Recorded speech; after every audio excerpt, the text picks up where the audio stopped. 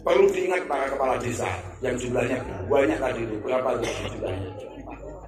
224. Kenapa nggak dijadikan 212 saja? Biar kayak Wiro Sableng. Saya kan pecinta Wiro Sableng. 212. Makanya saya kalau ditanya nomornya berapa, nomor saya kan akhirnya 212. Oh, alumni 212 Gus. Oh, nggak ada hubungannya. Saya ini alumni Wiro Sableng, hatam saya. Baca itu. Enaknya besok desanya dijadikan 212 saja.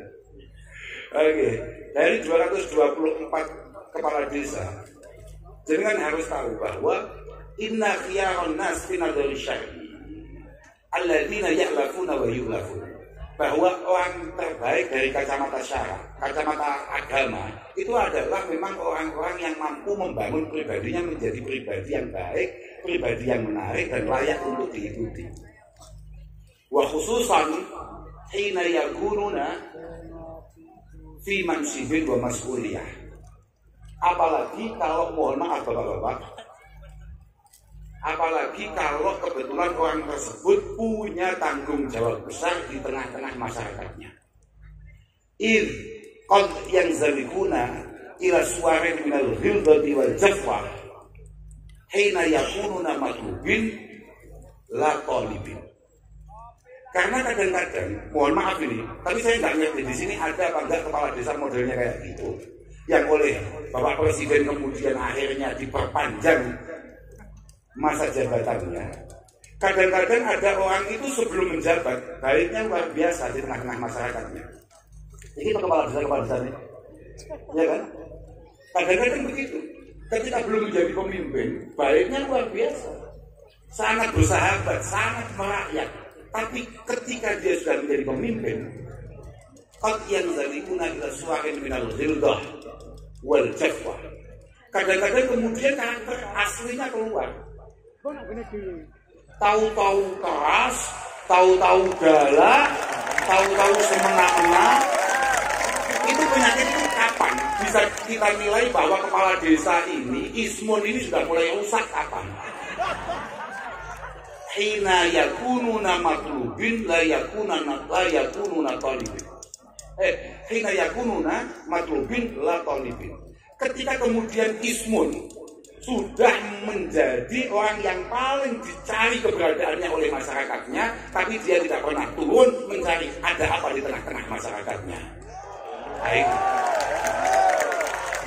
Itu. Jadi saya nggak tahu. Biasa apa enggak? Orang belum punya apa-apa, baiknya minta ampun. Kalau ada tetangga repot, dia selalu rewang. Kalau di Jawa Timur istilahnya rewang. Kalau di sini apa ya? Sama. Bukan buuh. Buuh ngangoni. Bukan buuh. Rewang, sama ya? Rewang, bantu atau apa. Kalau ada orang susah, dia selalu mencoba untuk menghibur. Tapi ketika oleh Allah Subhanahu wa Ta'ala kemudian diberi rizki, agak sedikit kaya begitu saja, minimal dia beli sepeda motor kita kredit, sifat namrudnya keluar. Ada bang yang model kayak gitu? Ada? Yang di atas ini ada enggak? Tapi sama kudu tetap matur suwun. Karena apapun kesepakatan beliau-beliau inilah yang kemudian mampu mengajarkan Maulid Akbar pada malam hari ini. Loh, kita kudu matur suwun namamu. Utawa sakjane ya sing mok maksud kuwi mau asline dhewe gak cocok asline ambek acara ngene iki. Tapi mergo liyan-liyan cocok akhirnya terpaksa ikut. Melu urunan gak, Pak? Ikut ya. Karena kalau sampe ngomongkan maulid itu hubungannya dengan urunan, Pak.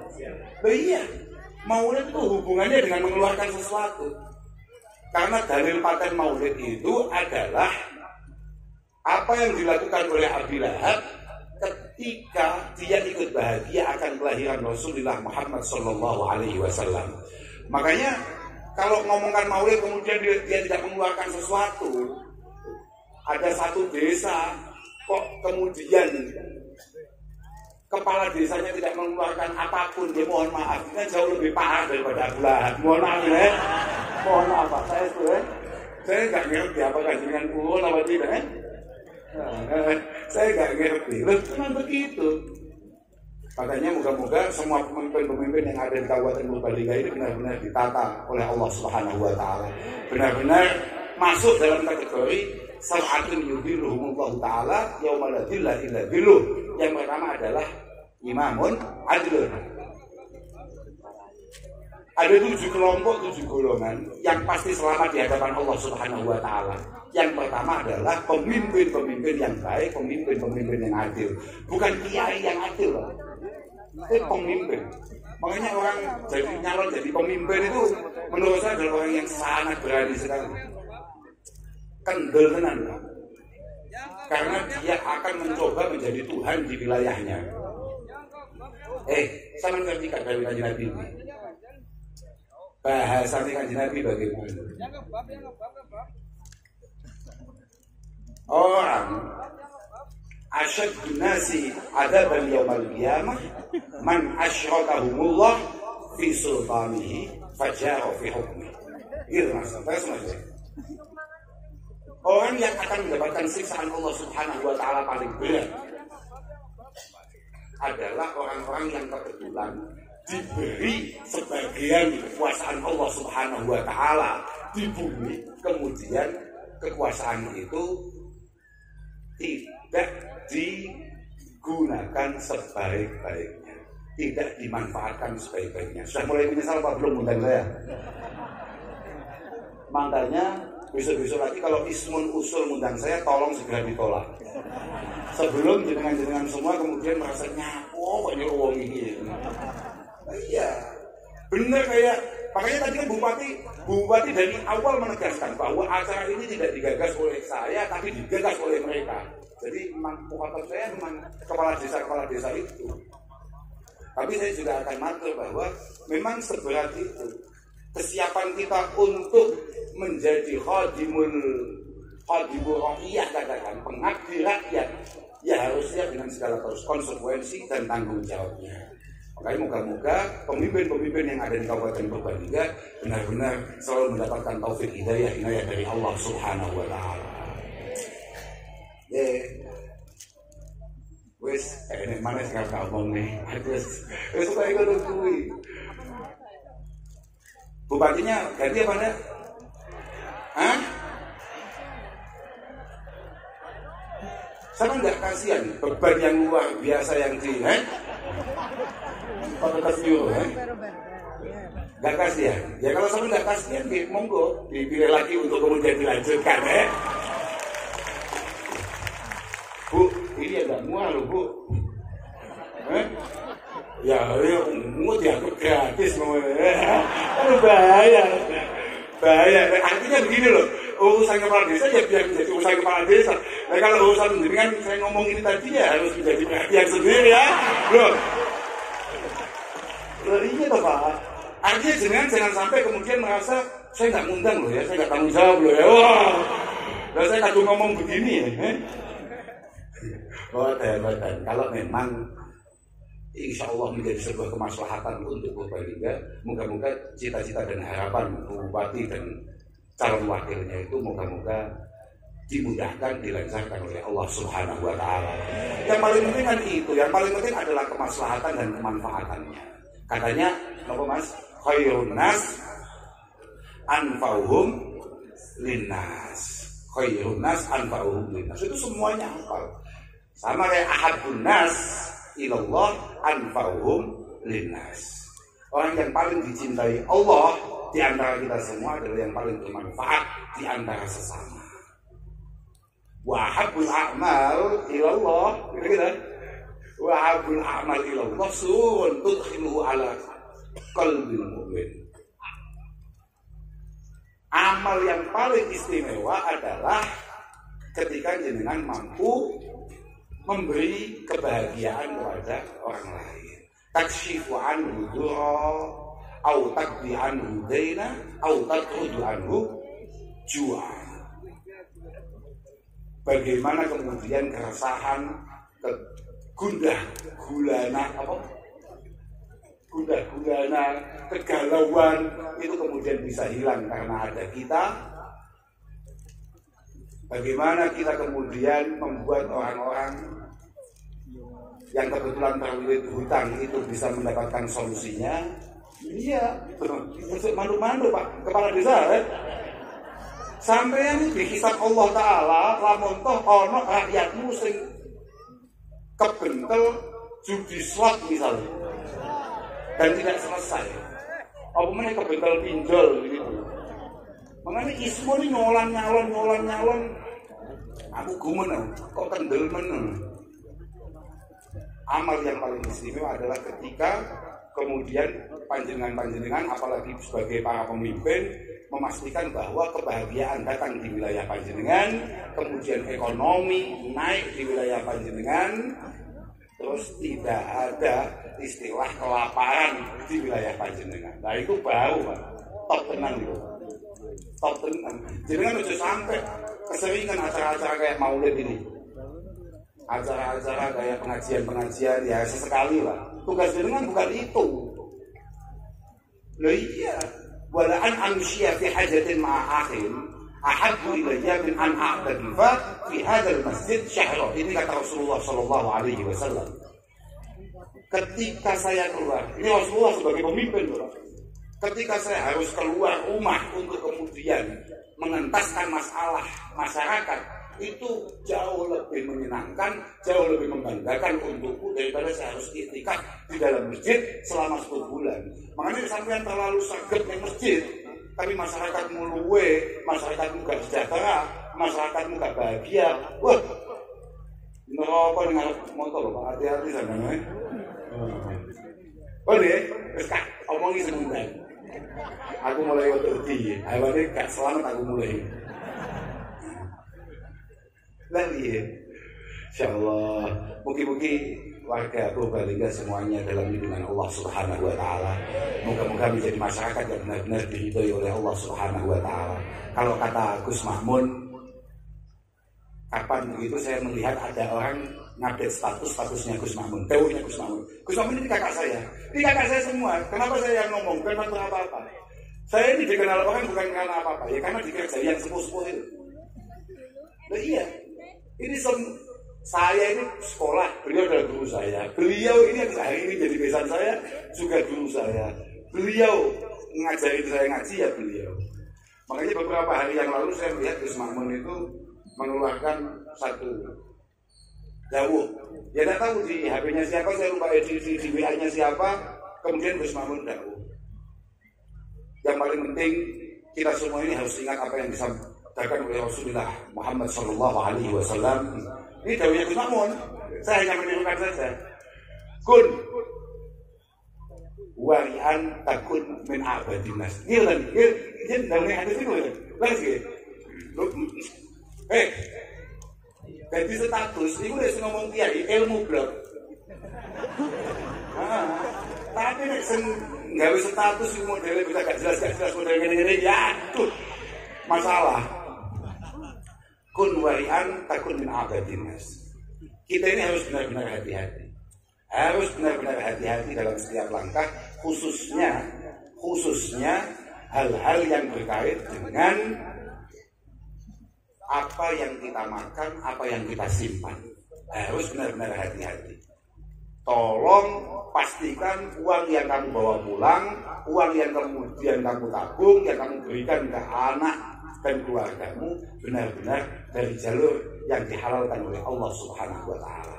Sudah kalau itu kamu lakukan, pasti kamu menjadi abadinas, takun min abadinas. Kamu akan menjadi orang yang paling ahli ibadah di antara yang lain. Warda bima qasamahullahu lak takun min agnanas. Ada nggih? Enten iku riwayat semacam itu wonten. Nggih. Lha iki lho angel. Kita beda nih malah geger gitu. Kamu harus belajar untuk rela, untuk ridho dengan semua yang sudah ditakdirkan Allah Subhanahu Wa Taala untuk kita. Kalau kita bisa melakukan itu, insya Allah kita akan menjadi orang yang qanaah, menjadi orang yang mampu menerima keadaan dengan nyaman, dengan tenang, dan kita kita sudah masuk kategori orang yang paling kaya. Sama harus tahu, walaupun mungkin hal-hal yang akan saya omongkan ini adalah sesuatu yang banyak ditentang orang, bahwa nggak mesti wong sugih itu bahagia, nggak mesti. Saya tidak melihat setiap hari kayak Gus Zidni itu walaupun selalu pegang uang terus selalu padang. Gitu. Ini kakak saya ini yang paling kaya di antara kita, tapi ya belum tentu setiap hari bahagia. Kadang-kadang yang marah-marah juga. Gitu.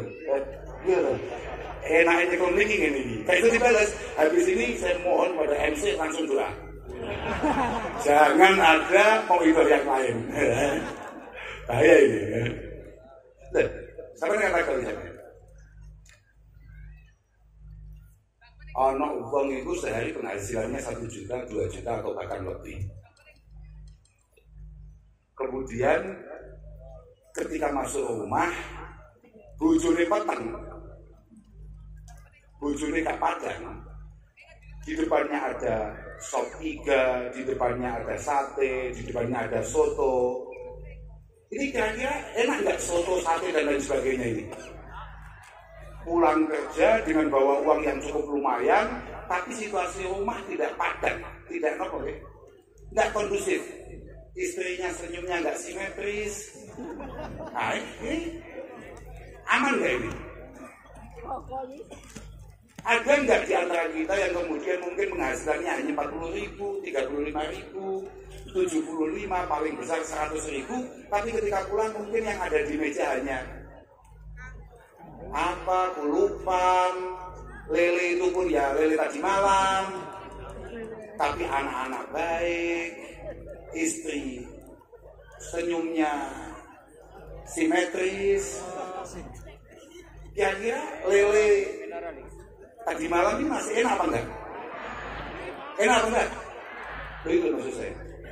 Makanya ridho, nyaman, bahagia dengan apa yang sudah diberikan Allah Ta'ala untuk kita.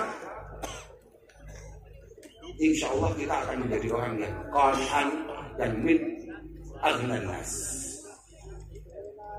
Wa ahibba lil mu'minin wal muslimin ma tuhibbu li nafsik wa li ahli baitik. Wa qah lahum ma takrahu li nafsik wa li ahli baitik takun mu'min. Ini Bapak kepala desa ini harus benar-benar menyampaikan paling berat. Apa yang menjadi harapan, apa yang menjadi hal-hal yang kira-kira mampu membuat panjenengan bahagia, itu juga harus panjenengan perjuangkan untuk juga dirasakan oleh masyarakat panjenengan. Sebelum itu bisa terlaksana, maka panjenengan keimanannya belum sempurna. Kalau panjenengan bahagia misalnya dapat rezeki, panjenengan bahagia misalnya keluarga sehat, panjenengan bahagia misalnya keluarga bisa bersekolah dengan tinggi, maka panjenengan juga harus berjuang bagaimana masyarakat panjenengan juga sehat, punya rezeki yang cukup, kemudian bisa berpendidikan yang tinggi. Sebelum itu panjenengan belum begitu iman. Jangan boleh ngaku sebagai orang mukmin, belum boleh. Apalagi kalau itu yang aku bupati, semakin nggak boleh, tanggung jawabnya semakin besar. Iya, sama nusa tepuk tangan, bahaya gitu. Wajawir man jawaraka bi ihsan takun muslimah. Kemudian Rasulullah mengatakan, kamu harus mampu bersosial dengan baik. Jangan sampai ada orang yang tersakiti di lingkungan panjenengan karena keberadaan panjenengan. Insya Allah kamu sudah pantas untuk disebut sebagai muslim sejati. Al-muslim itu apa al-muslim? Al-muslim itu kan man salimal muslimuna min lisanihi wa yadihi. Muslim itu kan gampang. Kriteria muslim itu kan gampang. Ta'rifnya atau apa ya? Definisi muslim itu adalah orang yang lingkungannya merasa aman dari perilaku-perilaku buruk yang mungkin dia lakukan.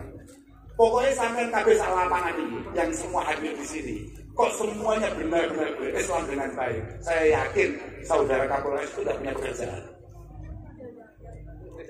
Loh iya, dia tinggal ngopi saja aman. Kalau panjenengan benar-benar Islam sejati, benar-benar Muslim sejati, aman semua. Al-Muslim man salimal muslimuna min lisanihi wa yadihi. Makanya innal mu'min kama yujaru ala fi'lil fara'idi wal ta'at fa innahu yujaru ala tarkil adha wad darar 'anil khalq. Bahwa sebagaimana kita ini mendapatkan pahala karena hal-hal baik yang diperintahkan agama untuk kita, kita juga akan mendapatkan pahala karena kemampuan kita untuk tidak melakukan hal-hal buruk di tengah-tengah masyarakat. Yang paling penting itu, paling penting bagaimana keberadaan kita tidak kemudian menyakiti orang lain. Apalagi kalau panjenengan kebetulan menjadi pemimpin tadi itu, Pak. Bisa zat ilal ma'ad al-udwan al-ibad. Tidak ada nama azab itu sangun itu nama bahasa Indonesia. Oh, tidak ada bekal yang paling buruk panjenengan bawa mati kayak bekal menyakiti orang lain ketika hidup. Makanya sudah kita tidak perlu ngomong banyak. Moga-moga kita selalu mendapatkan pertolongan Allah Subhanahu wa Ta'ala. Moga-moga kita benar-benar dijaga setiap perilakunya. Moga-moga kita semua diselamatkan oleh Allah Subhanahu wa Ta'ala. Terakhir, kalau namun bagi titip, matur, kalau tadi Pak Wakil Panitia tadi itu penutupnya adalah kampanye untuk hal-hal yang bersifat berkelanjutan. Sama nih orang paham yang kampanye bodoh kan panjenengan. Ini betul. Ketika dia menutup sambulannya dengan kata-kata moga-moga kebaikan ini berkelanjutan, maknanya ini terus pancen. Ojo gak paham, bodrek. Aku harap kampanye sih kok. Tolong Purbalingga jadikan kota santri, kota yang ilmiah amaliyah, amaliyah ilmiah. Caranya bagaimana? Pastikan tidak ada putra-putri panjenengan di usia pendidikan untuk kemudian tidak ngaji, untuk kemudian tidak ikut meramaikan pondok-pondok pesantren yang ada di sekitar Purbalingga. Sampean boleh menyekolahkan setinggi-tingginya putra-putri panjenengan, tapi tolong pendidikan agama juga harus menjadi perhatian serius bagi panjenengan semua. Lah moga-moga pemimpin-pemimpin Purbalingga punya keseriusan dalam hal itu. Karena apapun, pendidikan tanpa akhlak itu mengerikan. Ilmu kecerdasan tanpa tuntunan agama, tanpa etika, itu sangat membahayakan. Indonesia sama sekali tidak kurang orang pintar, tapi Indonesia agak kurang orang yang takut dengan Tuhan. Agak kurang atau bahkan sangat kurang orang yang takut dengan Allah Subhanahu wa Ta'ala. Moga-moga panjenengan paham dengan apa yang saya maksud, dan moga-moga panjenengan ditakdirkan mampu mengirimkan, mengarahkan putra-putri panjenengan untuk kemudian masuk pondok pesantren. Saya enggak harus berarti untuk mondok Microsoft. Enggak. Mondok di mana saja, yang penting pondok itu jelas. Sanadnya jelas, gurunya jelas, monggo. Di Jawa Tengah ini juga banyak. Saya yakin di sekitar Purbalingga ini juga banyak sekali pondok-pondok pesantren muktabar. Ya paling tidak kalau untuk latihan saja ya alumni-alumni yang punya pondok yang nggak jelas-jelas itu loh. Biar dia sadar bahwa kewajiban utamanya ketika dia pulang dari pondok ke rumah yang tadi dikatakan oleh Gus Wahim dari sisi lughah adalah at-taubah. Kewajibannya adalah nasrul ilmi, mengkampanyekan keilmuan yang diajarkan oleh guru-gurunya di pesantren untuk disebarkan kepada masyarakatnya yang ada di Purbalingga ini. Maka deh, kalau betul-betul matur kata malih.